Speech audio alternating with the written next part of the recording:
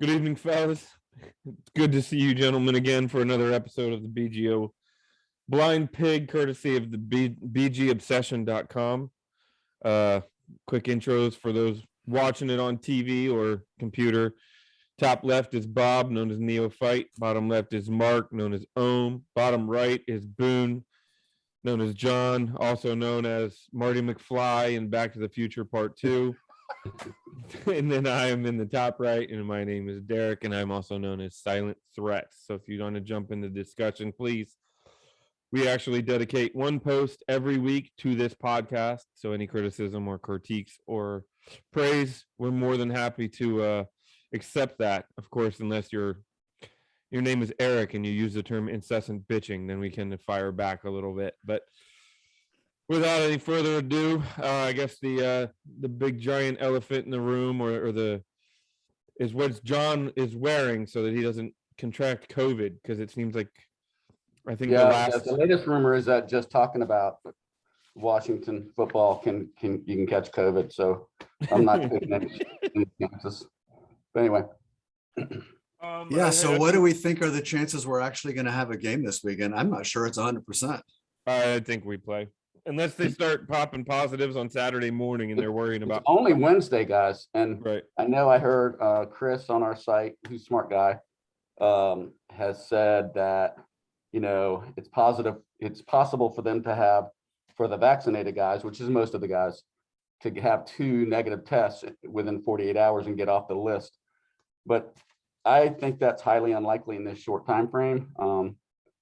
Just my uneducated opinion, just because COVID, if they're really doing COVID testing, you can stay positive for like 3 months after you have COVID. So I don't know, without knowing the details of like how they're testing, etc.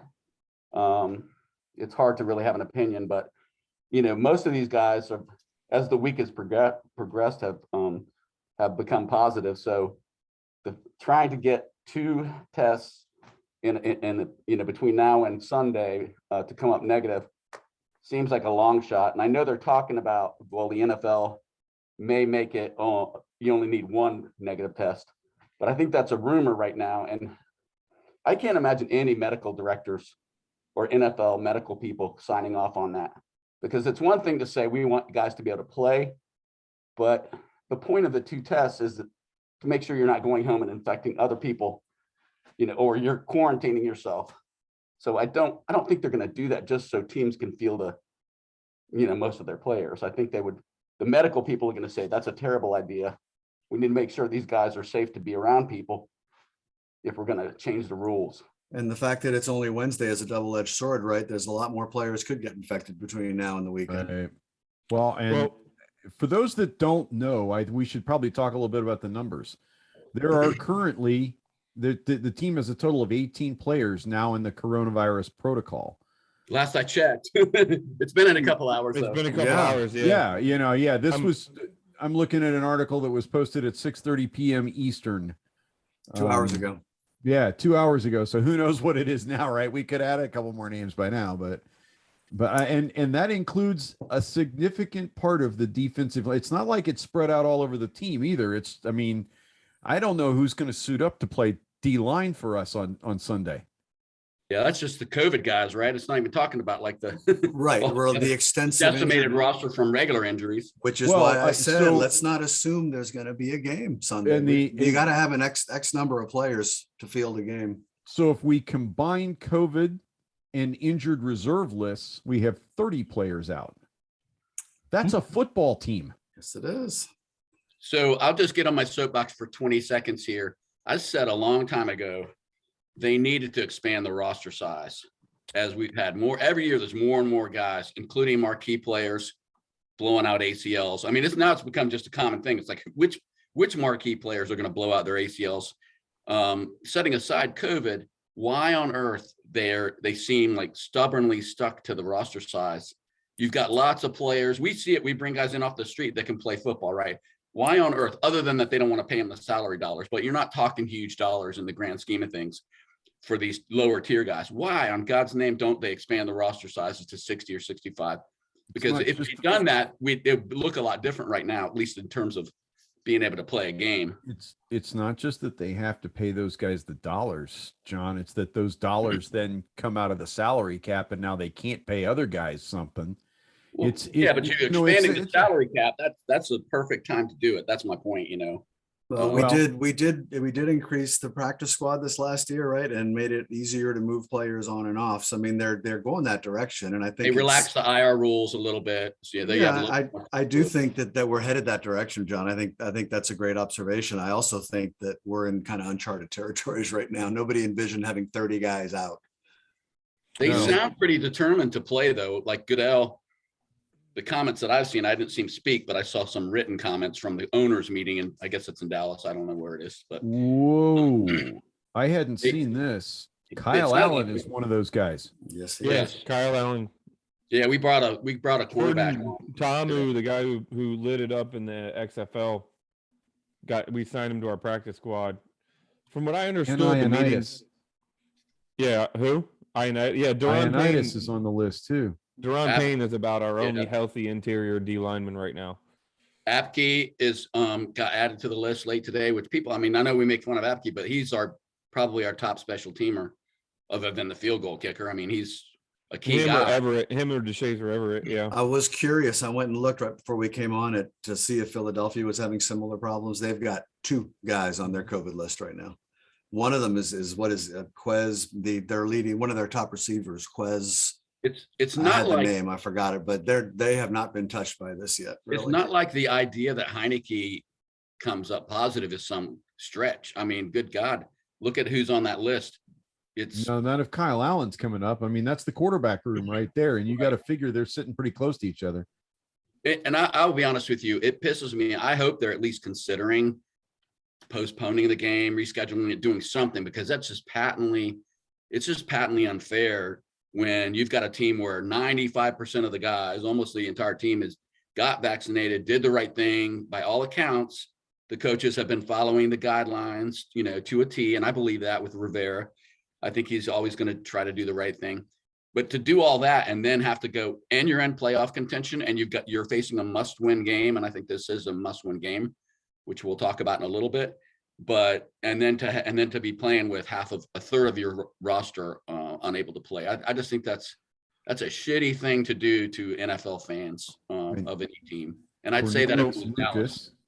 What I heard, what I read, and what I've listened to is that in the amendment that they're talking about is the only people that would qualify are those that are back for the single negative, that they would then be eligible would be vaccinated players that are asymptomatic, and I believe they have to hit a certain threshold post positive before they get that negative. And the thought process would be then that their negatives outweigh their positive 2-1, because I don't know exactly when they test them prior to game day, but I think it's around Friday. I think they test everybody, if I'm not mistaken. I'm trying to remember, but I can't 100%. But you just know we're going to get screwed, man. And I hate to have that attitude. I really do. But it's not just us. The Browns. Best case scenario, we're talking about not even be able to practice this week, basically. Well, we're not. They've shut the facility down. They shut the facility down. So the next day or two, the next 24 hours is going to be big to see if we play this game or not. If you don't see any positives tomorrow and into Friday, then they're playing the game, because the only reason that they're going to decide to postpone or cancel the game is to prevent spreading the outbreak to another team. They're going to let the inside, they're going to let it eat from the inside out. But as long as it doesn't make it out, then they're fine. If we start popping positives on Saturday morning, that's when the NFL is going to intervene and say, we have to move this, because we can't afford to now have Philly get infected. And it's entirely possible Philly's going to have an outbreak between now and Sunday too. This thing is so volatile right now. I think the league year could be in jeopardy. I know that might sound hysterical, but if this is absolutely there's nothing unique about Washington. And someone was asking, like, well, why, there's a lot of paranoia out there, understandably, with Washington fans about everything. But, guys are like, something's up, something, like there's some conspiracy. Maybe the fog that the players run through in the tunnel has been, sprinkled with COVID. I don't know what their conspiracy theory is, but I think you look at common sense, which is we just came out of a holiday where people were traveling all over the country, gathering with family. We saw this last year after the 4th of July, other holidays where we had big spikes. And we see it in our hospital. My little hospital is spiking COVID cases right now. We went through a summer with almost very few, and now we're back up, not to where we were last fall, but it's heading in that direction. So I just think that's what's going on. And so if that goes on in every NFL locker room, I don't know. I Well, think All right, three teams. Am I just imagining things, or did I could have sworn that the NFL announced before the season started that there wouldn't be any rescheduling this year, that if a team couldn't play due to COVID, that they were going to forfeit the game. Am I just smoking? No, If- that's here's what the was in thing. place at the beginning.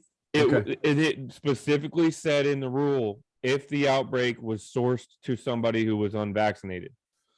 Because I remember going back and forth with people about this, that the NFL was looking for an out. They were looking Well- for the ability to say, you can't prove it was Montez Sweat, so we're still playing because the TV money's too important. I saw the statement, Bob, I saw the language of that blurb that they put out when that came out, and it's kind of nebulously worded. So it's really hard. It's kind of like it can mean whatever they want it to mean, I think. Right. They Got it. could spin it however they want, whatever they want to do. They can make it make sense to that. Because I remember reading that and I'm like, well, there's the ability for them to say, no matter what happens, they're playing, because you can't prove, let's hypothetically, I'm not saying it was Sweat, but let's hypothetically say Sweat, because he has vocally been unvaccinated. He was the first one to test positive this week. Or actually it was Last Friday, right? Was it Friday that he popped positive? So let's say hypothetically that's where it started. You can't prove it. How are you going to prove it? How can you justifiably say Montez Sweat started this outbreak, therefore it qualifies for their rule, and now they're going to cancel the game and the team's going to forfeit? If anybody wants to be a conspiracy theorist, that's what's going to happen. If that doesn't happen, then I don't think there's a conspiracy, unless the NFL is going that deep. But it's unfortunate. I think we're one of 3 locker rooms that are getting hammered right now. Cleveland and LA are on the same numbers we are. The only thoughts of conspiracy that I legitimately have in my head are, if this was the Rams or Dallas or Green Bay, I just have this sneaking suspicion that there would be a lot more effort to say, we need to make sure this is fair. Whatever decision we make, it's got to be fair to those teams. I don't think they give a rat's ass about the Washington football team. The Rams have an outbreak currently, and they are similar numbers to what we have. So we'll see. Let's see. Well, that might be a good thing for us. Is treated differently, you know. What would have been good is if we could have forfeit the first half of last week's game. Or the whole damn thing. Well, I kind of like the fourth quarter. We won the second half 20-3 or some crazy thing. That's the other. That was going to be to say, if we want to segue into that, but let's get it over with. Yeah. Well, I was the going to say Band-Aid this is. I wanted to bring up something positive, and I wanted to start this game about something positive, and I believe we have found a gem in Cole Holcomb. That guy is playing. Like, that guy is a weak side linebacker who can legitimately cover tight ends down the field, and he has shown it. Multiple games, he's been in position, he's tackling for loss. He's playing like his hair's on fire. They're lining him up all over the place, Derek. I saw him lined up in the middle several times. This looks like a guy who spent another off season with his nose in the playbook. He knows what he's doing out there, and his athleticism has jumped up a level. And I guess that's confidence, knowing where he's supposed to be. He's getting there fast. He's making plays, and I am happy to say I really underestimated what he was going to turn out to be. This year has been a revelation for me, on him. On the positive track, I did write down some positives. I think the defense played pretty well overall. I mean, there were obviously some problems, but they gave up 20 points to the number 1 offense in football. They did. And what I really liked is we had 5 turnovers that we forced. Well, let me think about this. We had multiple interceptions for the first time in a while, and we forced fumbles. Now, we didn't recover either of the fumbles that we forced, unlike Dallas, which recovered all 3 of our fumbles. That's the kind of a day it was. But we were forcing turnovers or potential turnovers. And so that's really good to see. I wish to God that our defensive backs could catch a ball that hits them in the chest. That is, if I see another one or two of those this year, I'm really gonna lose it. There were two key ones, right? I know Fuller was one of them. Fuller had one that was brutal, and he knew it. It was on him real fast, but he's an NFL cornerback. It hit him in the hands. And the other one was Jamin Davis down deep in the red zone. They showed it on the replay from the opposite end zone, and Dak never saw him and threw it, and it just it hit him like here on his right hip in both hands. And they made those catches. We didn't. Yep. I thought Landon Collins had an amazing, that might be overstating it. He's really settled into that role, and this is the first game probably maybe since he's been in DC where he's had multiple sacks. I thought he was a presence out there. He looked like he's playing with some confidence and some attitude again. I like seeing that. Playing with confidence downfield. Yeah. I mean, he's a guy that the first 5-6 games of the year, I didn't want to see him 5 yards deep. I just didn't. He was a liability 5 yards deep. And if he was 30 yards deep, we were beat. And he's the guy that pulled that first ball out of the air, and he pulled it, 20, 25 yards downfield. I mean, I was like, wait, hold it. What's he doing there? He's playing well. He did. He had in fact, he may have had the standout performance of the game, in all honesty. If we had gone into last week and somebody had promised us that we would hold Dallas to 20 points and really not, I mean, we lost the time of possession. That's because our offense couldn't hold on to the ball, but we all would have taken it in a heartbit. This is an injured, depleted defense, and they kept Dak in check. And Dak had a 9.9 QBR. 9.9. We also scored more points in the second half. The most points in the second half we have all year. 20 points in the second half. Yeah, defense got a touchdown. That helped. Offensively, unfortunately, we're stuck back in the rut, right? When we scored 13 offensive points, and we've had a couple of 10s, and this offensive performance, I know we're going to get into it, but you could tell from the very first series that the offensive line was not operating at full speed at the up. It just looked off, and I know injuries are a big part of it, but we went into this game, and we can go over all the litany, and it sounds like excuses, but shit adds up, right? It was all coming off of the 4 straight wins and the weird scheduling that all Washington fans know about, with teams with rests coming in, with the injuries, with Logan Thomas out, and with it just went on. And looking back at it, it's not surprising. Dallas, everybody came back for Dallas. They were fired up. They were ready for this game. It was just one of those weeks, man. We just hit the buzzsaw. Hey, I made a joke about this on the board that, I won both pick'em leagues I'm in. I'm BGO's pick'em league, and then the one on a golf website I'm on that has like a 500 people playing it. I won, and you know how I won? I picked against us in both of them. So that was that gave me the edge. And I normally don't do that, but I've been picking against us. I've been picking against us all week, and I still lose pick'em. I'm that guy that picks us, even though I don't like I did last week on the pod. But in my heart, I'm kind of like, I said it. Winning 5 games in a row is pretty hard, no matter who you're playing. We were like due for a bad performance. And Heineke, I still love Heineke. Don't get me wrong. I do. I'll always have my man crush on Heineke, but that was easily the worst game he's ever played in Washington. And he picked the most critical game of the year to have his worst game.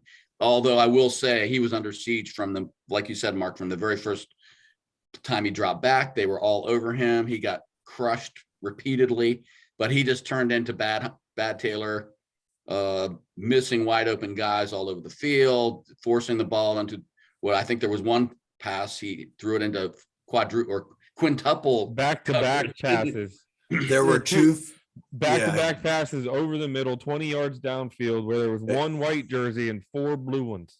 And these aren't lasers into tight coverage. These are sort of those lollipop passes that out into the middle of the field. I couldn't believe they both hit the turf, that they weren't coming back the other way. And the one that sticks with me, and I saw, this is only because I saw somebody posted a picture analysis I know of where it. you're going. Well, the one where we got Terry hurt, where he lobbed it downfield to Terry, which a better pass further down might get there.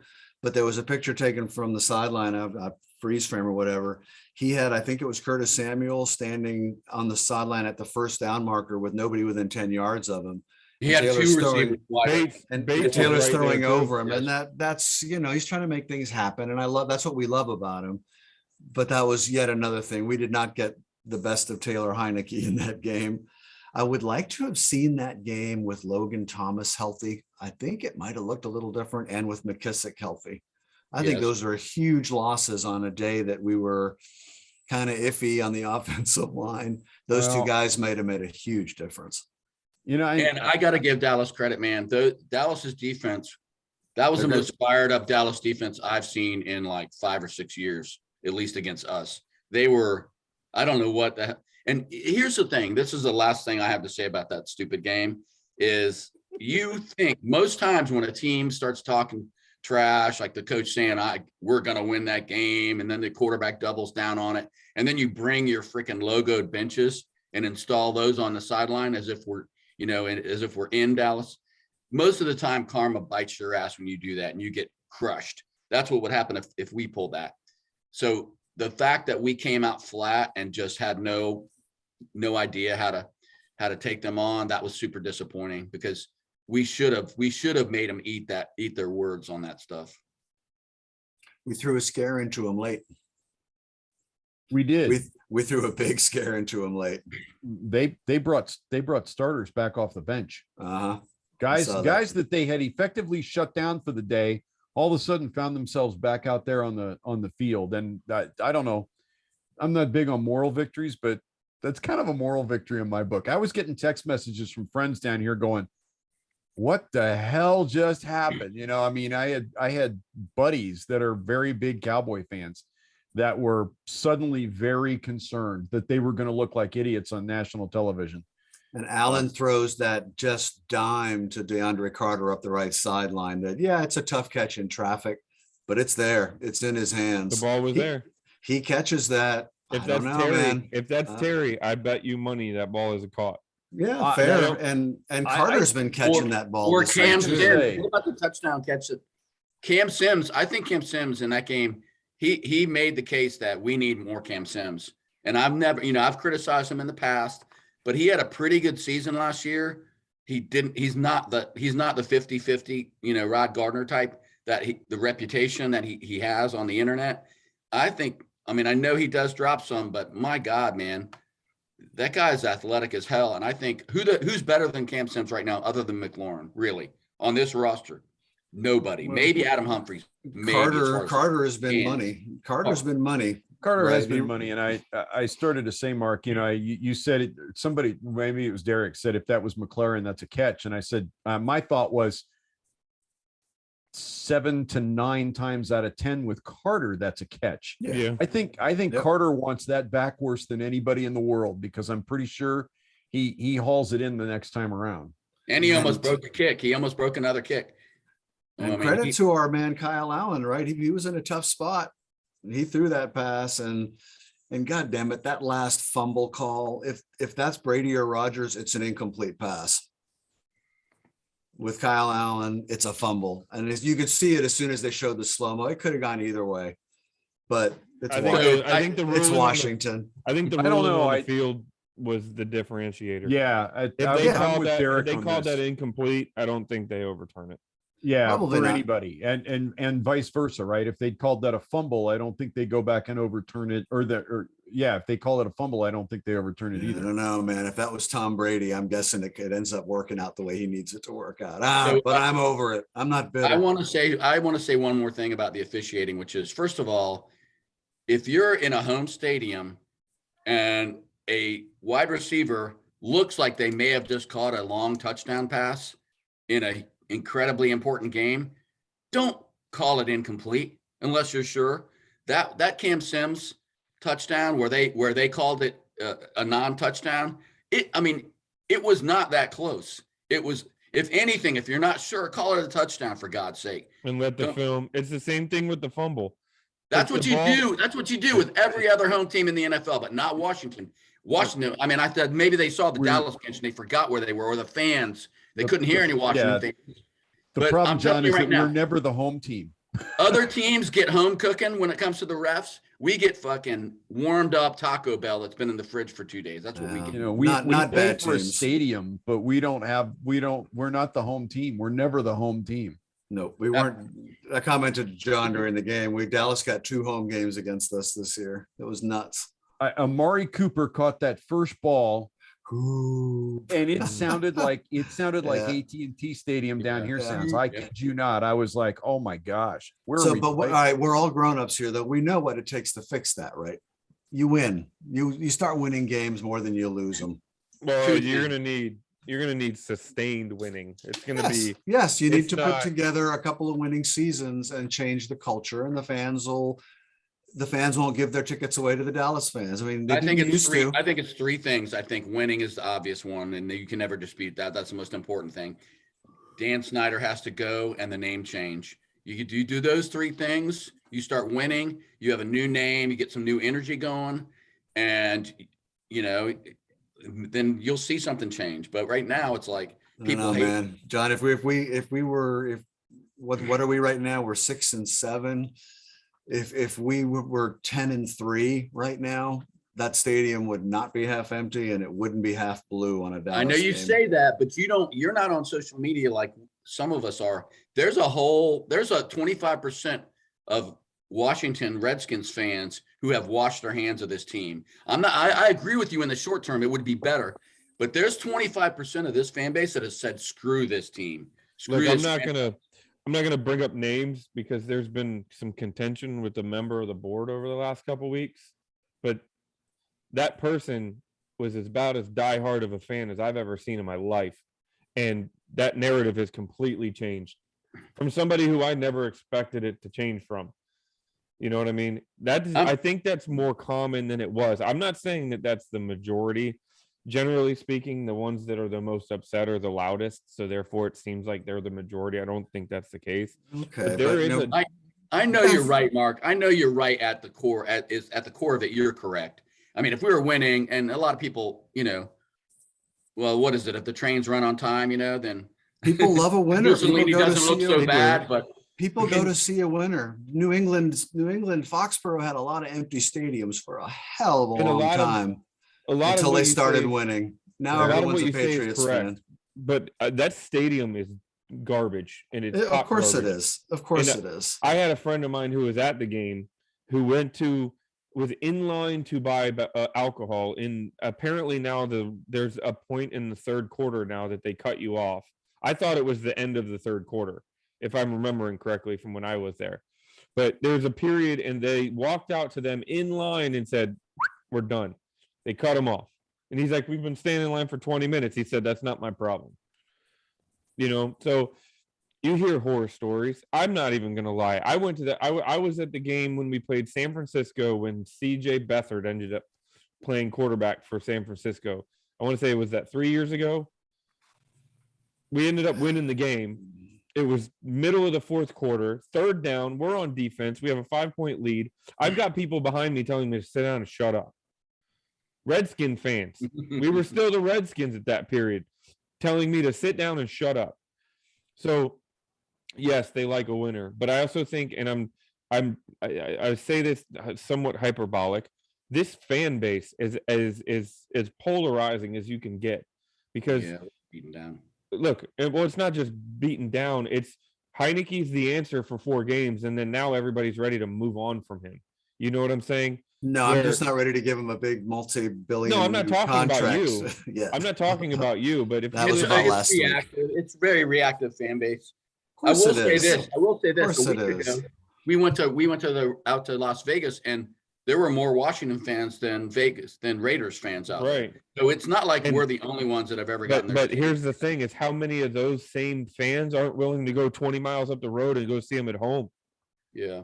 Well, and somebody mentioned, and I shame on me for not remembering, because it was either in our chat on the BGO.com, the BGObsession.com chat window that everybody should join on game day. Game chat, bring it on. But it was either in the game chat or I read it on Twitter that the Dallas game has traditionally been a game where season ticket holders recoup a lot of their money, because there's so many Dallas fans in Washington and they know they can get top dollar for their tickets.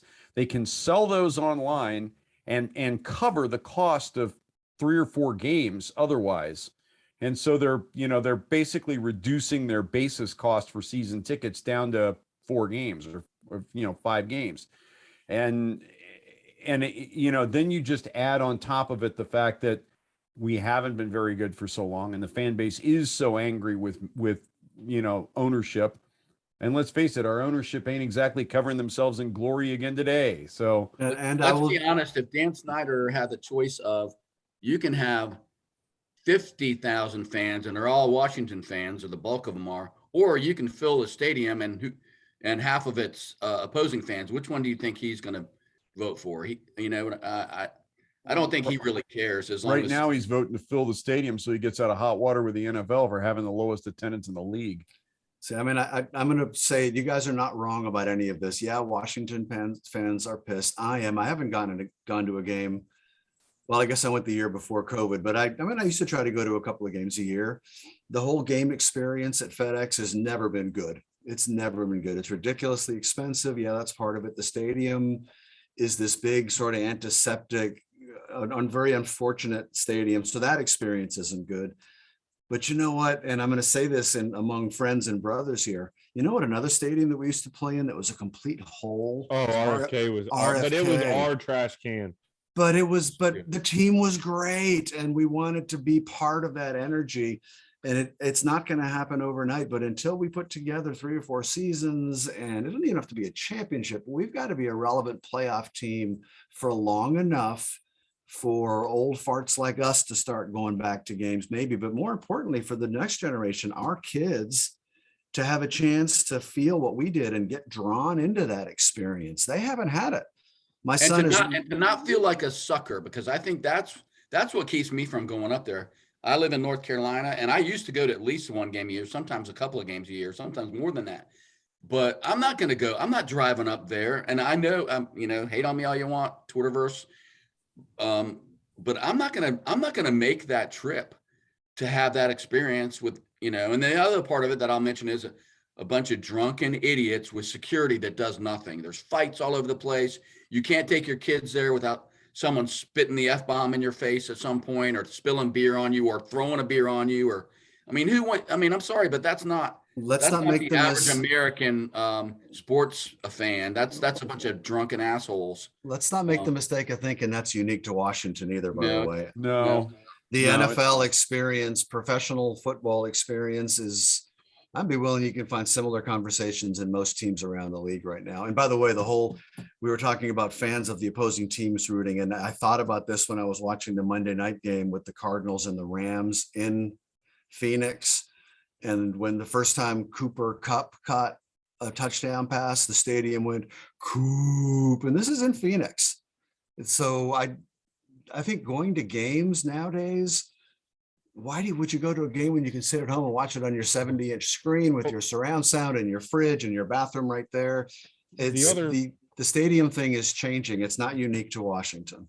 But the other part of that, and it does come back to the winning, is that the narrative about why you go to the game at FedEx Field has shifted from the football to the event. Because the football's been so bad for so long. Right. Yeah. Well, what I mean by that is how many people are going to the game for the game, and how many people are going to the game because they're going to tailgate for 6 hours beforehand, get absolutely obliterated. The tailgate is the highlight of the game. I mean, let's face it. I hate it. And then for the a lot game of just people, is a it is. byproduct of it. So when you don't have that feeling of pride, when you don't have that feeling of a winning, of supporting your team and being happy about it, then the people who do that don't outnumber the people who just go up there to get hammered, drink as much beer as they can, and cause problems. And we all know there is a section of this fan base that does that. And I've experienced it. I've been up there. I had season tickets for 5 years. I got in one physical altercation, and it happened to be with another Redskins fan. And it was in the game against Philly. Was alcohol involved? Very much so. Derek? Including an entire pint in my face, and which is what started the whole problem. But that's not something that winning is going to cure.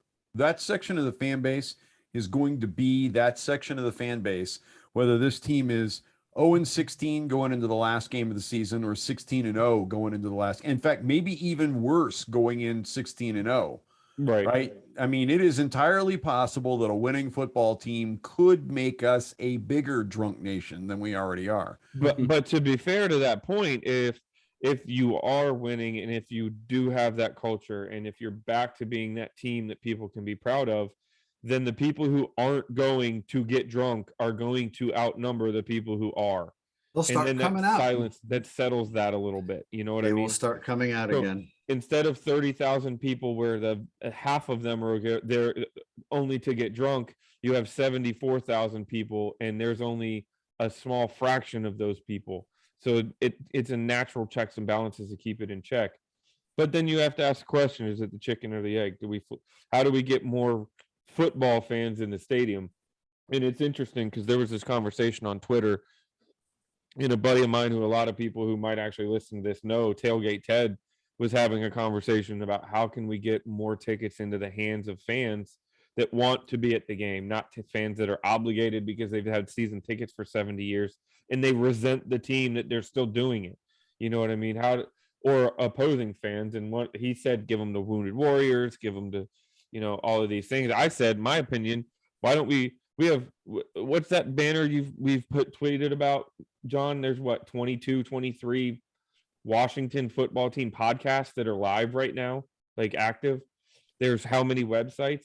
Get on these websites, offer a promotional code, and anybody that uses it can use that unique code through the website and get a discount. You should contact Jason Wright. That's a really good idea.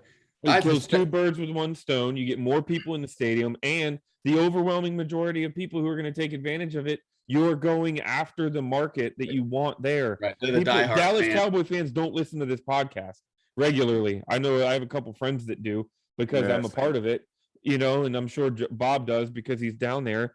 But they're not. You're not talking about the people who are going to want to try to flood our stadium. These guys, So you're opening the door to people who do care about the team, who are interested and invested still. And if you can find your way to doing that, I think it can help. That'll help. And I'll ring the bell one more time, and then I promise I'll never say it again. If you want to get fans back into the stadium, rooting for the team, put a product on the field. Win games.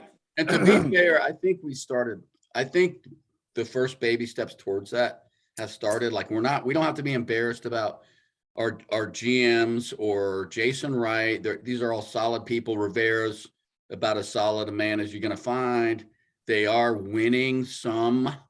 It's not where we want it to be, but we're not the laughing stock of the NFL. So I mean, they're making strides. We just got to keep moving in that direction, and we need to get rid of Satan as our owner, and I think that would be a big plus. Well, this came up a pot or two ago. We're knucklehead free on this roster. There's always been a knucklehead you could point to on this team, and I don't think we've got that. I mean, I think the closest we get to a knucklehead this year is Montez Sweat and his anti-vax. Right? I mean, it's for right. I mean, I hear what you're saying. Well, that's not even that's just kind of, and that's not real knucklehead land compared to what we've had in the past, guys. Compared to the Josh Normans of the world and the DJ Swearingers, and we really don't have any. What off the field issues have we had? And that's all part of building. We had. You know what? The last off the field issue we had, his name was Antonio. It was Darius Geis, and you got jettisoned out of here as fast as you can imagine. And that's the previous administration. You're right. And Rivera's the one that cut him, isn't he? No, yeah, but we didn't. Right. He didn't bring him in. But that's what I mean is we didn't hold on to him just because of his. So there is hope. There's positive energy. And now, as long as we can field a team, we can win some games. Yeah. And you can feel it talking to other fan bases. And I've noticed it talking to other fan bases before where they're like, how can you even root for that team anymore? And it's like, oh man, this is my squad. I can't. Where now it's just like, man, y'all just need to get rid of your owner. There's no resentment that I'm that I'm a Washington football team fan coming from a Cowboy fan anymore. It's y'all are doing the right things. You just need to get, the owner's the last piece. So don't give up now. It's almost a level of support. Just All right, call me weird. I'm actually thinking football at the moment instead of the other stuff. But I had a couple of low key, really proud moments on Sunday.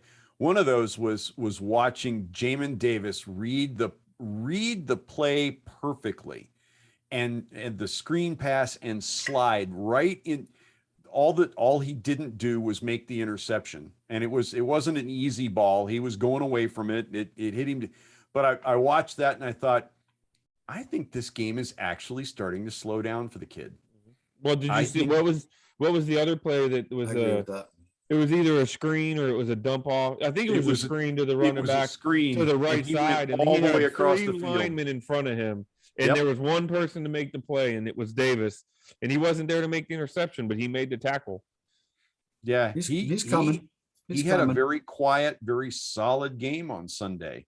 If he'd made that interception, it wouldn't have been quite so quiet. It would have been a big damn deal. But Thing I love about this team is that, which is in line with what you're talking about, Bob, is when we've been in dire straits and when it's looked like the game is lost, they always seem to rally the troops. They came out in the second half, and I get it. Dallas was like, we're kicking their ass. right, We are going to win this game. And they kind of take their foot off the gas. That happens. But I think it was more than that. And you mentioned it earlier that they were worried. It wasn't just like, oh, they got lucky and that's closer than it should be. They were worried, and they should have been worried. And give a play or two here or there, we might have somehow pulled that game out. But I just love that I think it's a reflection of the coaching staff.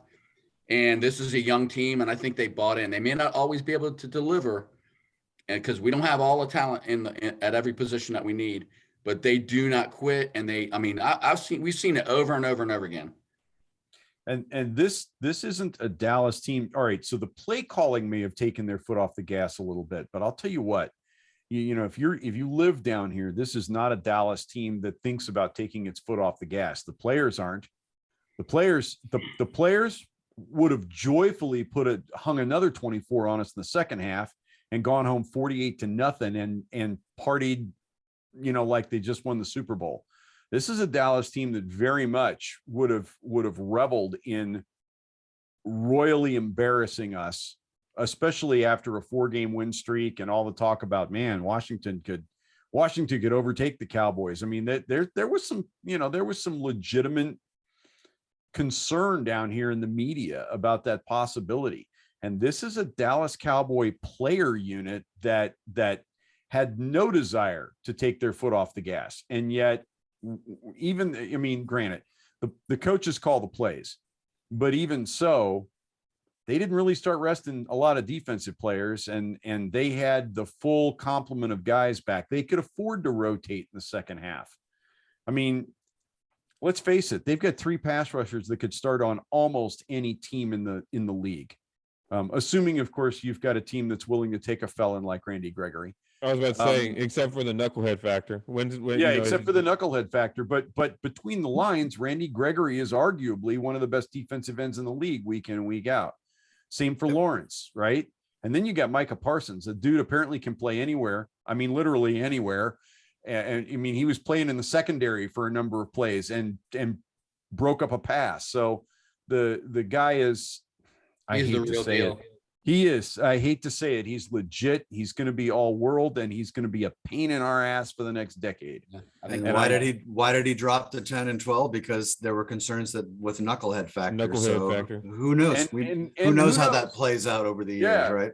Yeah, exactly. But I took heart from a number of small things, and I knew it was going to be a long day. The opening drive, when Antonio Gibson went into the line of scrimmage for nothing twice in a row, I went, all right, injuries have finally caught up with the offensive line, and this defensive line is too good for that to be a factor. And dude, I mean, we switched offensive line lineups 3 times during this game? Lawson left the game for good, so Emmanuel came in, and then we swapped tackles around at least once, if not twice. By the way, Cornelius Lucas is on that list today too. The only good news is Crosby's coming back for Larson. Yeah, Leno went out. Lucas was in. I think Lucas went out at one point. Yep. Schweitzer went down. Right? Was Schweitzer back and he went down? Got to I- catch up at some think- point. And Dallas, took advantage. They did something we were talking about in an earlier podcast. They played us exactly the way I would play us. They brought people, they brought tons of heat. They said, you're not going to beat us running the ball. We're going to put heat on Taylor and make him beat us. And that's the recipe that we're going to see that the rest of the year. They're And- going to be coming after us. I That's why saw, that's why it's so critical. Like you were talking about earlier, Mark, he has got to take what's there, or maybe Yeah. it was Bob. He's got to hit that 8-yard pass, not look for Terry downfield when he's in double. Which he double- did during the 4 weeks. He did that Yeah, when he we were able to started run the pressing. ball. As soon as we couldn't run the ball, he started pressing big time. well, and you notice, I mean, we couldn't run the ball, so play action was a non-factor in this game. I mean, it just didn't work at all. And Dallas did something defensively that I want to see Jack Del Rio adopt. And that is starting Micah Parsons off the line of scrimmage, letting the players man up, and then Parsons is basically slamming into the open spot. He's got a 2-gap read, one on either side, and whichever gap is open is his to go. And when the ball snaps, he's running, but he's got enough space to make that read instead of starting him right up on the line of scrimmage. So he's coming. That first sack where he just blew by Antonio Gibson like he was my grandmother. And Gibson's not a small guy. Gibson and Parsons are of a size, right? They're fairly similar. Theoretically, Gibson should be able to do more than just be a speed bump. And on that play, he was a turnstile. He wasn't even a speed bump. No, he was a turnstile. Literally, a let's- turnstile. He was the handicap entrance to a sidewalk. He just kind of was a ramp to let him right And in there. I'll defend our guys a little bit. There aren't a whole lot of Micah Parsons. The way he played in that game, Oh, I know he's um, special. he is No, special. but- He's Bob, you're talking about him lining up off the line and coming. He has the kind of gift where he is anticipating the snap count. He's hitting it on time. He's adjusting his body. He's turning his Mhm. shoulders and going through holes. He's got that acceleration in space. He's right now a small, I'm going to say these 2 words. He's a smaller version right now of what Lawrence Taylor looked Taylor. like early in his career, with just this freakish kind of, not only the physical skills, but the football instincts. Yep. If he doesn't blow up mentally, that kid's going to be a Pro Bowler for the next 10 years. Mentally, or let's face it, in today's league, you have to talk about the possibility of getting hurt because And how if many he stays how many healthy. brilliant careers have we Yep. seen get derailed by? Well, we had one guy right here, Foster. Foster was going to be Chase Young is sitting at home with the ACL. I Well, mean, Chase Young sitting at home in an ACL, but all I can think about is Foster because 2 years in a row on the opening day of training camp, he blows out a knee. Yeah. That was an and- Achilles. I think it was an Yeah, Achilles. and one. this is a guy that in the preceding 4 years had been not Micah Parsons, but we're talking about an all NFL linebacker. I mean, if you were talking about middle linebackers and the best in the game, Foster had to be part of that discussion. As a pass rusher, he sure was. Well, as almost anything. I mean, he led San Francisco in tackles at least 2 of those years. So The dude was brilliant until off-field issues and then back-to-back years with knee issues, and now he's out of the league. But my point in saying all that is that I'm not being too hard on Gibson and even our man Sheriff in that game. Dallas had it. They had a scheme and they were coming and they were playing at a much higher speed than we were for all the obvious reasons. I don't think we'll see that again. Assuming we I don't even field think the we'll see it team. from Dallas again if we're being blatant. If I'm If we being completely can, honest. if we can field 5 offensive linemen this week, I don't think we'll see that again. I think we'll be more coordinated. That was a buzzsaw we ran into in that DL on Yeah. Sunday. There were two plays that I think changed the entire dynamic, and when I say them, you're gonna say, well, duh, but I think they're a lot deeper than just the play. The first one, obviously, is the Gibson fumble. He's gonna fumble himself out of the league, and he's gonna do it quickly. He finds a way to do it at the worst possible time. He's been doing it. It's now 6 fumbles lost this year. He leads all running backs. Yep. If I remember correctly, it doesn't matter. You could put up 1,000 yards, but if you hand the ball over to the other team 6 times, when 4 of those times the game is directly impacted by it, we had the defense stand on their head a couple times, but if I'm remembering correctly, and I will freely admit, I was partaking very heavily in adult beverages at that point on Sunday. We were on our side of the field, and we handed them the ball inside of our red zone, correct? Or I think it was like right around the 30 or something. Yeah, Okay, well, I was thinking it but was Derek- 30 or 35. So Derek, here's the thing though. It doesn't, I get that. Like it's even worse when it's at a critical moment in the game. Not that there's ever a good time to fumble the ball, but I don't think players, it's not like they hold on to the ball. It's just, I just don't think that's the way players think, is like, it's a critical point in the game. I need hold on to it harder here.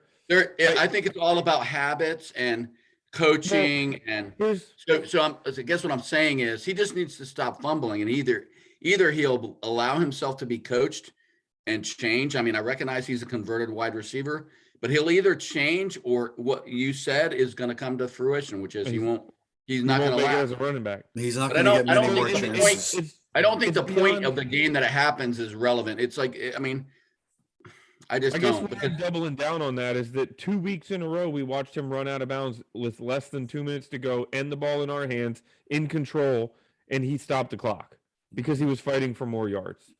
So that's where my concern with him is that in you know what, he has to think to himself, maybe not, I'll give him not a pass, but I'll cut him a little slack for the one this past weekend.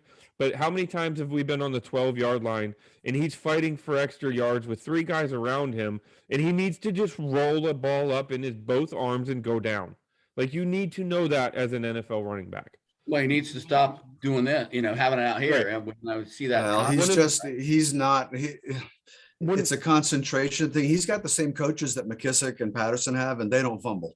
But So they've I don't also been blame- running backs their Patterson's entire had 7 life. I'm just saying, my point is, I'm not blaming coaching. I'm blaming the player. Right. Gibson is a talented guy with all the potential in the world. He's got a problem in that his concentration level is not what it needs to be when it comes to protecting the football. And Right. if he doesn't get that squared away, he may not get too many more chances. And I think the only reason we saw him again Sunday, we did, right, was because McKissick was out. In fact, well, and I'm not even sure why we saw him then, because frankly, the 2 guys they had running the football were suddenly making yards. Yeah. Patterson and who was the number Williams? 35? Williams. And Williams? Williams, I was like, who? But Yeah, Yeah, exactly. they signed him on Yeah, Friday. He scored a touchdown Yeah. this weekend. I was like, wait, who is this guy? I was looking for Smallwood. And Patterson and Williams were just literally knifing through that defense all of a sudden.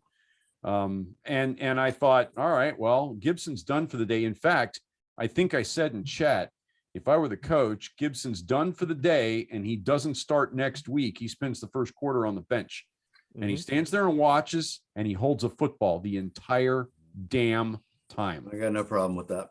But the other player I wanted to then we touch had a on- chance and here he was back in the game. And I thought, well, I guess I get it, but Derek, let me guess. 4th and 3. Nope. Okay. The other player I wanted to touch on was the Randy Gregory tipped interception. oh my gosh. And here's what I'm gonna. Yes, duh. They scored 8 points off of that because that, if I'm remembering correctly, that was the touchdown. Then there was the penalty, which moved them down to the half-yard line. They got the 2. So that's not. That is, yes, that's important in the scheme of things, but that's not what I mean when I'm saying it was what the game hinged on, was those 8 points. What the game hinged on was, if you saw Carter, he probably scores if that ball gets past Randy Gregory. He had 3 people in front of him. There were 3 defenders in front of him, between him and the goal line. Chances are, at minimum, he makes a massive play. So yes, it would have been great to score that touchdown. But if you break them, not break them, if you expose the defense like that on a play like that, that changes Micah Parsons for the rest of the game. He's not coming downhill between the A gaps every play anymore, because now you have to start thinking about the sideline. You have to start thinking about where it's going to happen next. We weren't at that point establishing anything big. So if you compete that to Carter and it softens up that defensive front, and then you soften up that the second level of the linebackers a little bit, because they have to start thinking about what's behind them, that's a major swing. So yes, the 8 points are important, and it's part of it because it's that much more important because we're then, if he's like hypothetically scores, it's a 10-7 game instead of an 18-0 game, right? With that, it would have brought us to 18 or 11. It would have been we would have had a lead. Now that I'm thinking about it, so I think that is where it turned, because then you take, instead of a massive play where the defense has to worry about getting beat, they have a double-digit lead and they can just pin their ears back and come at you and say, "I dare you to try to beat me." And, Yeah, and I got no problem with that. The guy made a great play. yeah, and It's I a know brilliant play. Yeah, I was going to say, Mark, I know where that shows up in the stat line, and 10 years from now, people that are looking back at this year are gonna hang this on Heineke because of that interception return for a touchdown. But it was Leno didn't get him down. It was a lousy block. Leno did not get him down. Yeah, it was not a good block. And two, that was one of the most athletic plays I have ever seen made by a guy of that size. I mean, that was just a brilliant play. And There how was often do you nothing- see a guy tip a ball up, or he gets up to tip it up? And how often do you see the ball then just fall 2 feet away from somebody? I mean, he made the, Montez Sweat against Dallas last year on Thanksgiving. and then that wasn't as freakishly athletic as this one was. This was a ridiculous play. It was. this guy It, made. it absolutely was. And The he play call was deserves- perfect. in fact, that should probably be in the highlight reel for individual plays of the year league wide. Might well be. It was that good. But if the block on him is better, that play never happens. Right. And none of that is on Heineke. He threw what looked to me to be almost the perfect ball for that. If the block was right, that ball sails through free air. And DeAndre Carter, I mean, it's pitch and catch. Mm-hmm. So that's I got to football. agree, Derek. That was kind of that It was just a let game let of inches, let my the air out friend. of everybody. It is a game of You heard inches, that John. before? Yes. Sometimes like quarter inches. Well, and playmakers, right? I'm going to give myself a little credit. Last week when I was talking about this game, that my whole prediction of Dallas winning was based on all the playmakers they have that we don't have, and that those playmakers are going to make the difference in what turned out to be a close game. But Yep. my one play of the game, and I'm going to stick to it because I said so at the time, when we lined up to go for it on 4th and 2 at midfield, down 11-0. Having watched the way our offensive line was just getting blown back, I thought this is a mistake. Do not go for it on 4th down. So I didn't like that. And then when we did do it, I really didn't like that we called like a 5-step drop as opposed to a draw or some quick bubble screen, something to get the ball out of Taylor's hands. That play, he gets sacked, he fumbles, they pick it up and they run for a touchdown. It's 18-0. And I at that point said to anybody who would listen, unfortunately, it's over. This game's done. That was the play to me. And yet it really wasn't, was it? Well, as it turns out, no, because we hung around and then made a couple of plays down the stretch. But Yep. But to that So point, I just want to say, I don't think it's any mystery why our friend Paul, AKA Canadian Hog on the site, is not here tonight. He didn't want to talk about the offensive line coaching. You know, Well, and I don't. at some point you just run out of talent. I can't Yeah. hold that against. I don't. I know, I'm just teasing. I'm just kidding, but yeah, it- Paul will be back. the By the way, Magic he did not show up apologizes last Sunday.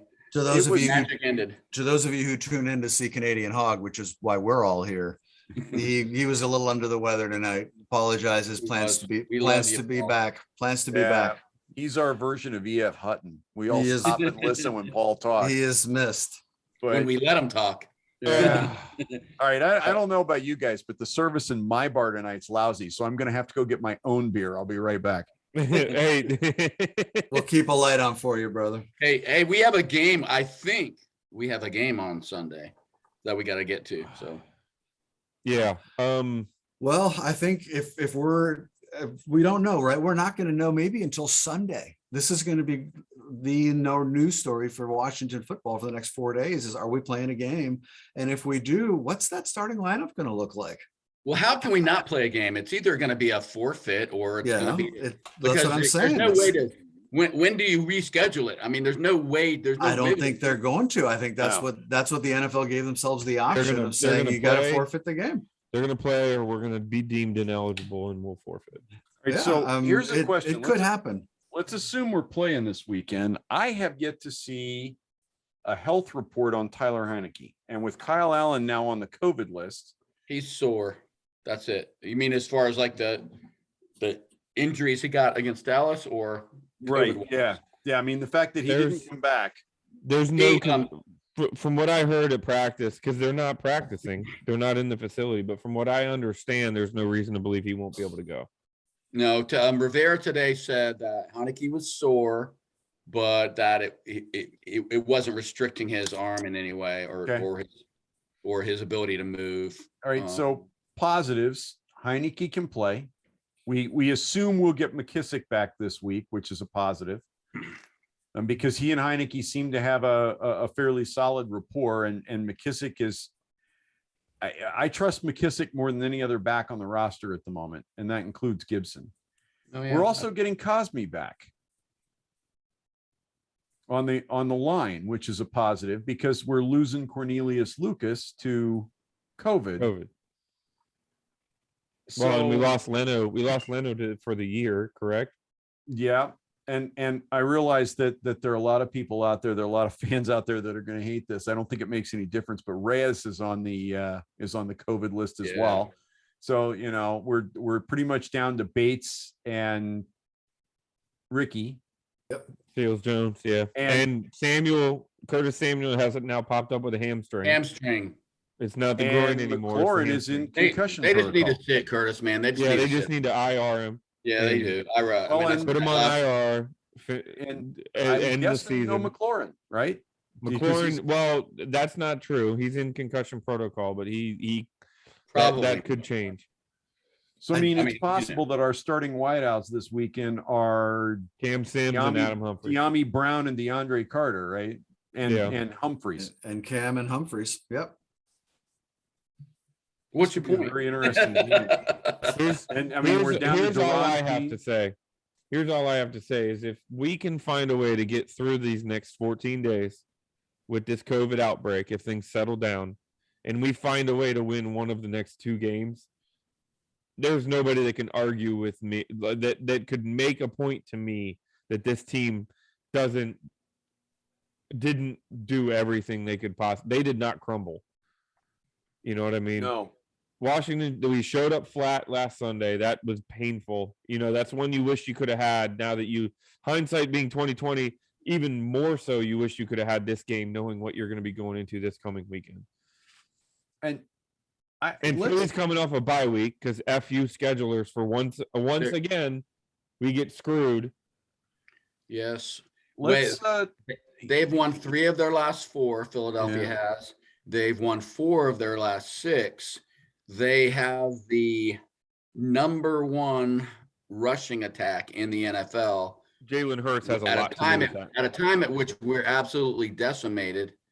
Well, Jalen may or may not even play on Sunday. He's He dealing may with not, and he's their leading rusher, so that would be helpful. But I Right. just think it's going to be tough, man. I I'm mean, not they're as I'm not that worried about our defense. I think our defense will do what they do. I think they've shown they're gonna keep us in the game.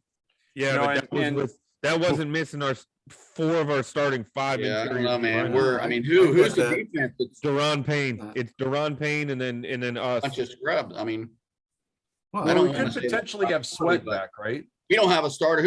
Payne is our only starter. No, Sweat hit the COVID protocol Friday and he's unvaccinated, which means it's 10 He's not days. available. No, do not pass go, do not collect $200. Sweat will not be eligible for this game. Collins is out, right? Collins is Collins- not out. Jackson is not out. McCain is not out. Holcomb, I don't think any linebackers other than Khalil Hudson. So I mean, there is a No, defense Mayo. there. Mayo is on the list today too.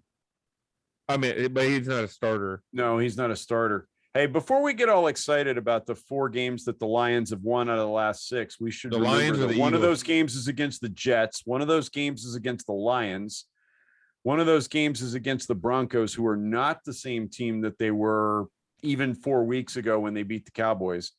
And one of those games is against the Saints, which is one of the streakiest teams in the league. Very hot, Well, and they very had cold. Taysom Hill as starting quarterback. And even then, Philadelphia gave up 29 points. Well, I tell you what would be helpful if, like Mark said, if Jalen Hurts can't go, because Jalen Hurts almost single-handedly crushed us the last time we faced him. Yeah, until they That put guy in Nate scares the Sudfeld. hell out of me. He's their leading rusher.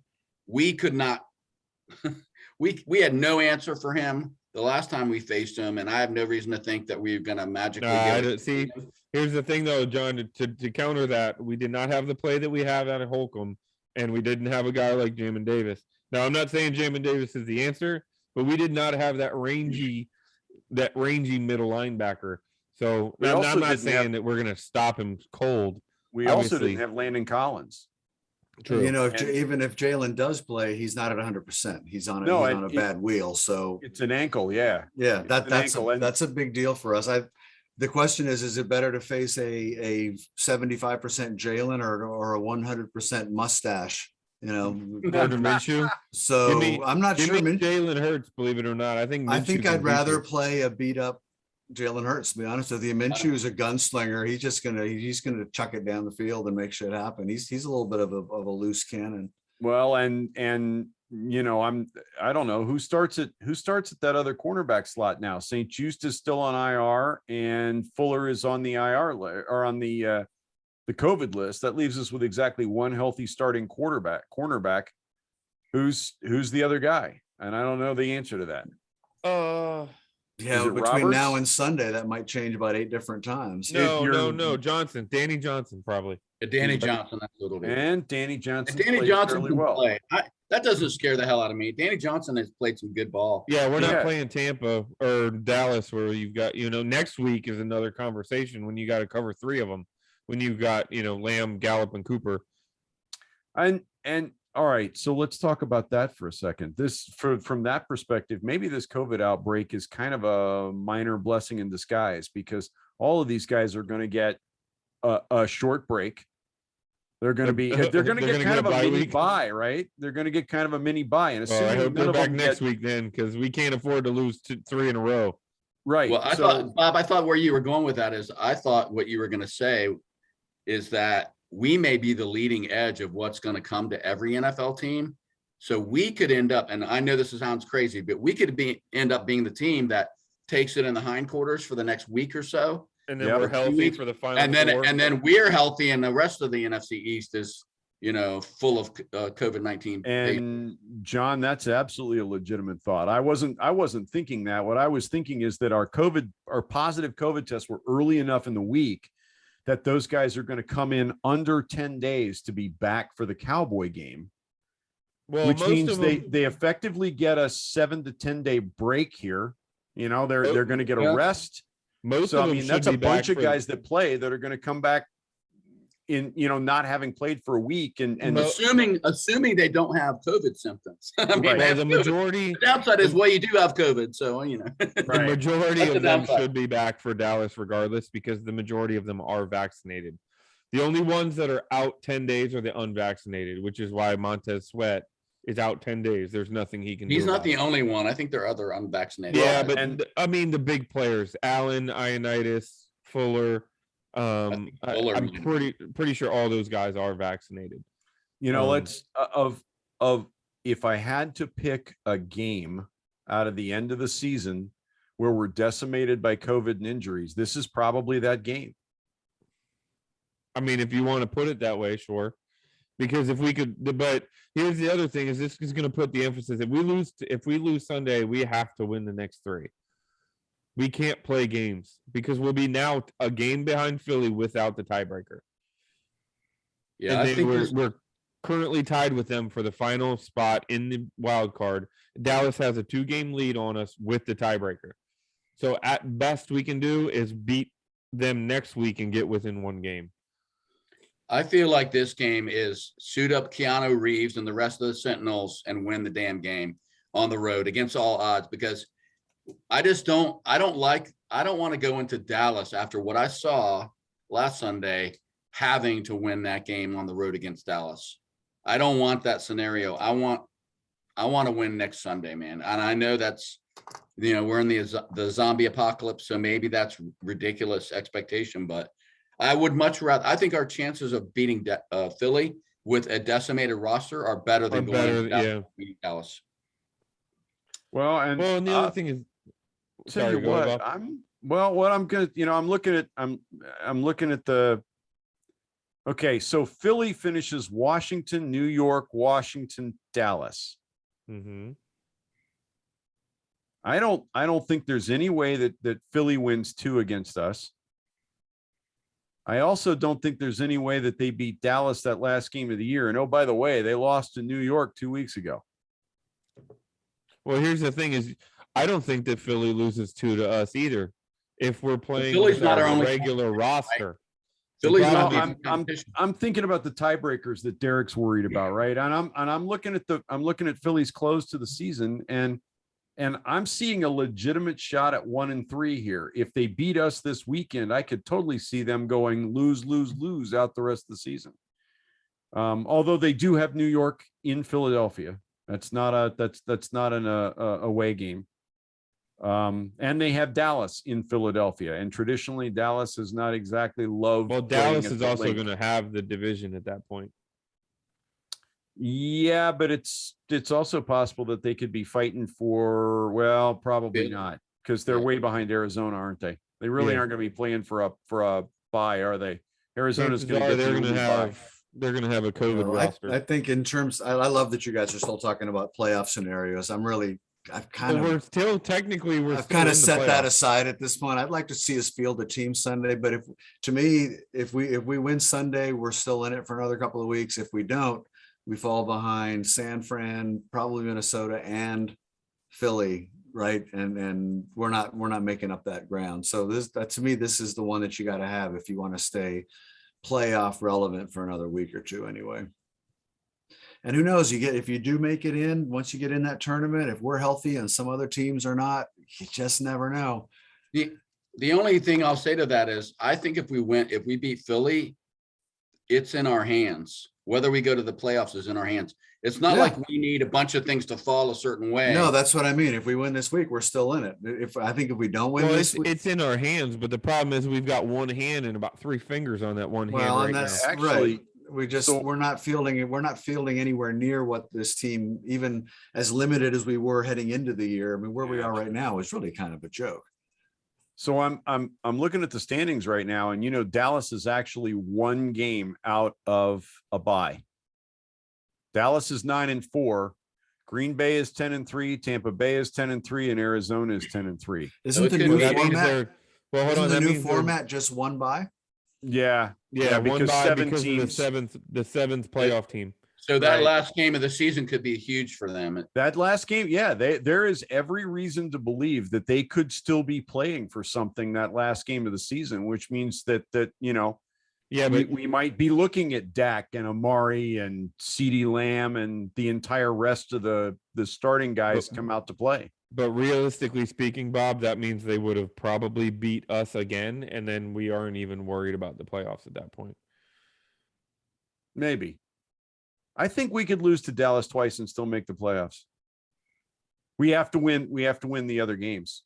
Well, we're gonna find if we win this week and we lose to Dallas, then going into the final 2 weeks of the season, we'll find ourselves in that position we were talking about, where we need things to break right for us. I mean, I it think wouldn't we lose surprise our me if 9-8 doesn't get somebody into the playoffs. No, The yeah, second wild card spot. I think right. that's Well, realistic. 9-8 will, but if we lose this Yeah. week, if we win this week and lose next week, we have to win the final 2 to get to 9-8. Yeah, Well, but I can I like the our wild card. chances. I'll like tell our you the wild chances in card in the this last Philly six. game is the legend of Heineke, because he had a terrible game. And what we've He seen did from this him again, is- though. He did that again this weekend. He did. Has anyone seen a montage yet? There's 3, right? There was the old ODU one. There was the Tampa one. There's and 4. There's 4. He did it There's against 4. Tampa. He did it. He did it against He's Tampa. got- He did it. He's got the left dive for the on that and, left corner. against yeah. the got it same down. corner. He did it earlier this year. He's done it twice this year now. So I there's expect a 4 in his big career. game. I want someone to do that montage for me. I expect 350 yards and 3 touchdowns from Heineke and a rushing touchdown. Jesus, who's he throwing it to himself? After that last performance, I expect him to like come out and just, So you think this is De'Ami Brown's breakout game is what you're saying? I do not think that. He needs to come. He needs to come out angry. And look. I root for Heineke. That's our only hope. That's what I'm throwing. I root hard for Heineke, but right now the record. This was the spotlight was biggest this weekend. You know what I'm saying? This was the game that you burst onto the scene. The narrative changes from look at this great story, this undrafted guy from ODU, to starting quarterback in the NFL. You know got what I mean? no help. Yeah, I mean, he can still. I hear you, Derek. I hear you, but he can still get it back.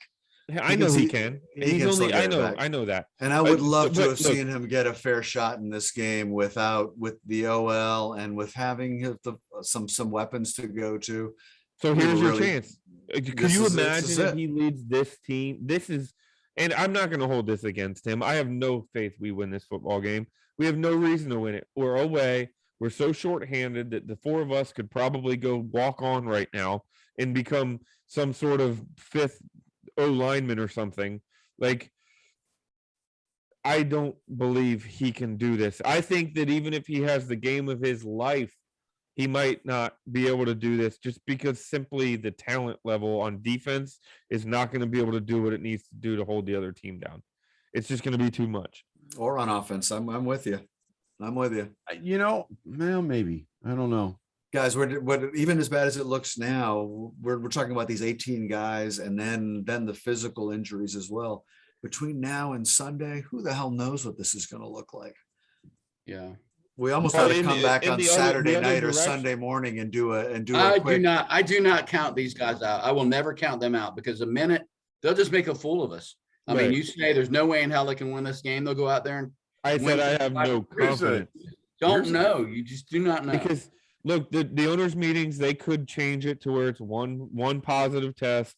Yep. 24. If you're asymptomatic and you're vaccinated, and we could see. Come Saturday, we could find out that Allen, Ioannidis, and whoever else is back. And we're having a completely different conversation about this team. You just don't know right now. And the NFL is not inclined towards shutting games down. The whole circus of forfeiting and dealing with the money and everything else. They want the games to go on. That's anathema to them, which it is, and it should be. It's not just the players and the fans. There's a whole shitload of people depending on they make their livings on these games, including the TV networks that just wrote a fat ass check. Networks, the people who work in the stadiums, the people who work in the ticket offices, all of that. It's a big deal. So I really think unless we physically can't field a team, which is not inconceivable, there's going to be a game. So Mark, last week you focused correctly on playmakers that we could not setting aside all the COVID stuff. Last week you said that we couldn't win, or we weren't going to win that game because we couldn't match up with their playmakers, and you were 100% right in that game. I don't think Philadelphia has a bunch of playmakers. They have a bunch of committee members. They don't really have a dominant wide receiver. They don't have a dominant running back. Jalen Hurts is their dominant running back. They don't have a great defense. They're kind of top half of the league on defense, about equally good against the pass and the rush, but they're not dominant in any phase of the game. The most dominant thing about the Eagles is their kicker. They have a good kicker. He's only missed 2 kicks all year. Hasn't missed. All of his 50-plus yarders have been good. They have a good kicker. But and Jalen Hurts scares me. But if they can contain the running game, which is really like a 3 or 4-headed monster led by Jalen Hurts, they have a chance no matter who is on our roster. I really think they do. They're not some juggernaut, super talented team. I agree with every word you said. And I would take my answer to that, and going forward, since I guess at some point we have to make predictions. If we were talking about the Washington team from even a week ago, health-wise, I would be picking us to win this game. The way it is right now with the COVID list and everything else, I have no idea. I can't predict us to beat anybody because I'm not sure we're going to field a viable NFL team this weekend. But Philly doesn't scare me in so much as that they've got all these things. They may just actually field a healthy NFL team against us, and that's going to be a big row to hoe this week. normally I would be talking about how young their coaching staff is. They have like one of the youngest head coaching or coaching staffs in the league. Sirianni is 40. It's his first head coaching gig. Steichen, who's their offensive coordinator, is 36. His second year as an offensive coordinator. And then Jonathan Gannon is their DC, and it's his first year as a DC. And he's only 38. So, I mean, they have all 40 and below as their coaching, their main coaches. Normally I would point that out, but all we've seen this year is that it doesn't matter. Philly's Every time I done pointed a- that out, they've looked like aging vets when we play Philly's them. done a good job, right? They've surprised all of us They this have. year. They Yes. lack a lot of talent, but they're playing hard and they play together more Yeah, than I picked them to expected be- them We to. picked them to be a cellar dweller in the NFC East at this We did. We did. season. So actually, both Philly and New York have won more games at this point in time than I think any of us picked them to win in the in our preseason countdown. Something just occurred to me while you were talking, John, and you kind of talked all around it with actually you kind of backed into it for me, really, and I woke up and thought about it for a second. We have a mild advantage this weekend. There's no film on On the any of our. replacements. Deron Payne is like the only guy that's going to have his hand in the dirt for us that there's any film on. Who knows No, what? we're still. Kadarius Toney has played the last couple weeks. Yeah, but not a lot. I mean, Yeah. it's who knows what Jack Del Rio is going to come up with this week, because he's got a whole new cast of characters. Speaking of which, was anybody else salivating watching the Dallas front lineup with 5 guys with their hands in the dirt, 3 tackles, and thinking about the idea of Allen, Ioannidis, and Payne lining up between Sweat and Chase Young, with Jamin Davis and Cole Holcomb behind them? I just the 5-2 concept just kind of blew my mind, and I was like, we have the personnel to do this and scare the bejesus out of pretty much any team in the league if we did this right. Sorry, I misspoke earlier. Cam Sims won't start at wide receiver for us because he is one of the players on the COVID list. Oh, that's my bad. Yeah. That's, I'm telling you, the merit. Hey, Tiami use it. You better use Brown. the dry erase marker on that board, man. That's all It's I'm a saying. Tiami Brown weekend. It's the magnet board to just throw It's- them off. It went from 11 this morning, 11 players to To 18 by 18. the end of the day. It's Tiami Brown's world, and we're all just Yeah. living. He better do something. But So to those of you still watching, monitor BGO for the rest of this week, because we're going to be tracking these numbers, and we'll let you know if there's I going to be a couldn't keep up game. with it today. I was at Yeah. work. I could not keep We up need with it. We need a COVID player thread, don't we? The good news is no one has diphtheria or malaria. We're clear on that side, but COVID is another story. But save your quinine pills just in case, because it doesn't work on COVID. All right, boys. We're gonna. Are we gonna? I try to guess we make got to some do it sort of- right. Yes, and I vote Mark goes first. I'll go first. I pretty much already did. If this is a game where we're fielding our full complement, even with the physical injuries, I pick us to win this game, because I think we've got the locker room thing working. I think the team believes in what it's doing, and I think we would have a better roster than Philly. The way it is today, I'm gonna just I'm not gonna make a prediction. I need to see. I have no idea what the hell's going to happen on Sunday, guys. I don't know who's going to line up for us. I don't know. I'm going to be looking at a scorecard trying to figure out who was number 54. Do we have a 54? Kirk Covea. So yeah. It would be silly for me to, it's going to be silly. It would be silly for me to make a prediction, because I try to break it down and all that. I can't do that based on, I don't know who's going to be playing. So since as of today, if I had to pick, if we were playing tomorrow, I'd say there's no way we win this game because we don't have enough players. Hey, I think they need to go. They need to sign Darryl Green, Brian Mitchell. They just bring them on in, man. Just we can if make it nothing work. else. What's Gus Frerotte doing? We need a backup, right? Oh, So- okay. So So I wussed Mark- out on it, man. I'll post my prediction Sunday morning. So last week because I drank a little too much wine during the blind pig, I got blind myself, and I verbalized optimism. But then in my pick'em contest, I said, no way, we're beating Dallas. I just have a bad feeling about it. So this week, I'm just going to go with what I really think, which is I don't think we win this game.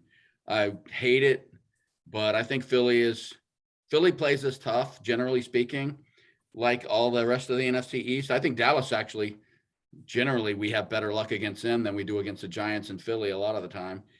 But I just don't think with all the injuries and having to go on the road and them coming off a bye week, it's just not rational to predict a win. So I'm not gonna. That being said, if they win, if they somehow muster up some spirited, amazing win, that won't shock me, and I'll certainly be glad to have been wrong. But I just don't think it's lining up very, very well for us this week. I guess we're supposed to give a score. I'm gonna say 23-13, the bad guys. Oh, I'm guessing that means me. Yeah, Derek. Yeah, go for it. All right. I'll be the token ray of sunshine this week. How about that? You're always a ray of sunshine. Yeah, I don't know about that, but okay, sure. Yeah. Thanks, big guy. You get kissed afterward off the air. I think we can run on Philadelphia. And we get McKissick back this week. We get Sam Cosmi back this week. I think Antonio Gibson is embarrassed by that whole big fumble thing.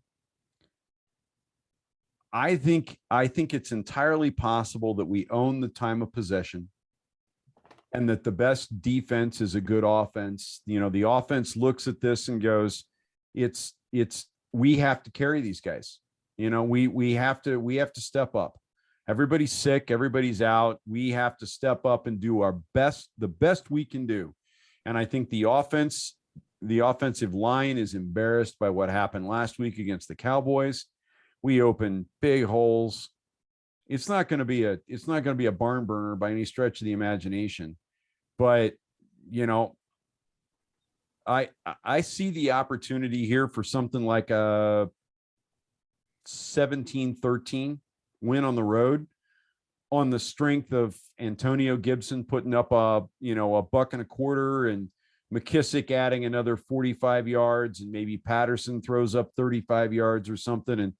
And Heineke hits just the right targets when he needs to. But for the most part, Scott Turner calls a conservative game and we run the ball and we own 35 to 38 minutes of clock. And we just don't give Jalen Hurts or Gardner Minshew or whoever the hell's lining up at quarterback that much time for the Philadelphia Eagles. And we, you know, we redeem what was we go into Philly and we do what we should have done in the first half against Dallas. So let's call it that. 17-13 Skins. All right, Washington. All right, whatever we're calling ourselves this week.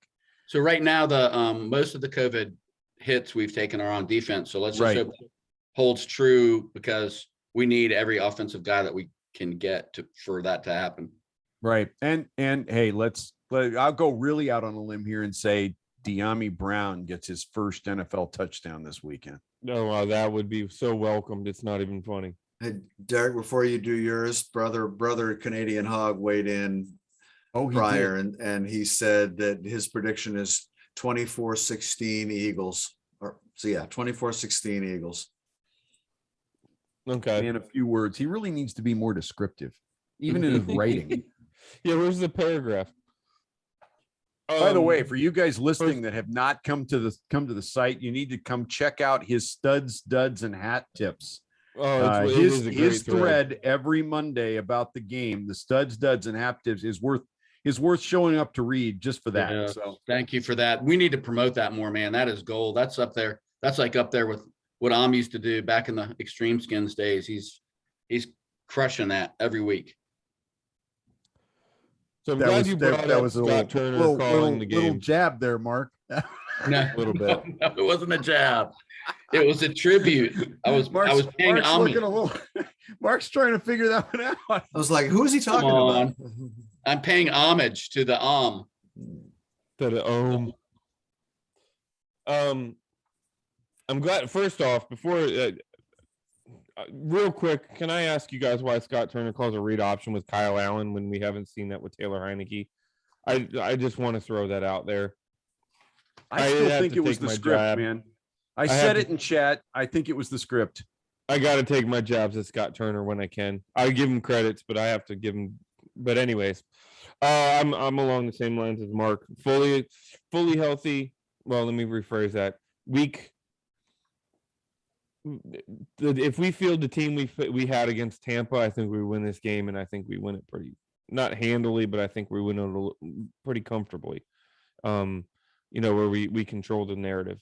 I just don't. I don't see. At some point, enough is enough. At some point, we just have to kind of look at the team and say there's just not enough there. There's not enough meat on that bone to feed the dogs. But I will say also that we could see a change. We could see a couple key pieces end up. If you tell me that on Saturday morning we find out John Allen is eligible and Matt Ioannidis are eligible, I think this game turns out differently. Just from those two, just because that interior pass rush can really change the dynamic of a game, especially against a team that's not that great. We're not playing Dallas again. We're not playing Tampa. We're not playing one of the premium teams. Hell, we're not even playing Seattle at this point. We're playing Philly, who's not a great football team. But I just think there's just too much to overcome. We're going to literally be playing guys that we signed off the street. Or we're going to be wearing the ass out of the guys that we have on the roster to try to prevent the guys that we sign off the street from getting on the field. So at some point, it's going to kind of come. I don't know that this is going to be disgusting. I don't think it's going to be a blowout, but I just think it's just going to be enough is enough. I could see like a 27-22 Philly. You do like those weird numbers. Well, as frequently as we go for, we found ourselves going for 2 in weird situations, Yep. or finding ourselves going for 2 and missing it, Or missing extra points. Right. Oh my gosh. Not that could ever happen. I could see us scoring late, and then Ron going for 2 to try to get it to 24, and it ended up coming up short. I hear you. So 27-22, I think it's going to be a little funky. I think we play a little bit. It's going to be similar to Dallas, where we're going to come out a little flat because we're going to be disorganized. We're going to be playing a bunch of guys that have never played with each other before, or at least not on a regular basis. So I want to say one thing before we sign off, but and I guess it goes without saying, but I hope none of the Washington players are really sick, and I hope none of their family members are really sick, because Man. I think it gets lost. And somebody said this on Twitter today, and I thought, gosh, that's a really obvious point that I feel embarrassed that it's surprising. It's not about the game. I mean, at some point, it's not about the game. It's like there's a reason why they're not able to play, and they're on a list, and they are testing people, and it's not because of the football game. I mean, it shouldn't be about just the football game. So I hope all those guys are good. And I think it's just become this thing that, like, if you get COVID and you're in your 20s or early 30s, you're going to be fine. Well, I'm telling you right now, I work on a rehab unit. We've had 30-year-olds that were on the vent for 3 weeks and are not fine. So I just hope that the games are the least of the things that we end up ever having to worry about with all this stuff. And as scary as this thing might sound, if we lose this game and everybody pulls through this thing and we don't hear anything about, I guess that morally speaking, that is a victory. It sucks being a fan of the football team, but you're right. We do need to prioritize and say, I hope everybody at the end of the day, I hope everybody, the most important part is that everybody gets through this thing okay. Thank you, gentlemen, for saying that. Yeah. And Dan Snyder needs to sell the team. I just want to get that out. Apparently that wormhole. That wormhole's getting bigger, but we'll see. I got 20. I got $20. I'll chip in. I think we should start a fan class action suit. That ought to get you. That ought to get you a suite, right, Mark? It might buy me a beer. Probably not. All right, fellas, it's been a pleasure, and we'll reconvene in a week, and hopefully, gentlemen, we're all upright and none of us are on the COVID list next Wednesday. We'll be here. All right, fellas. Hail. I was going to say something to you guys.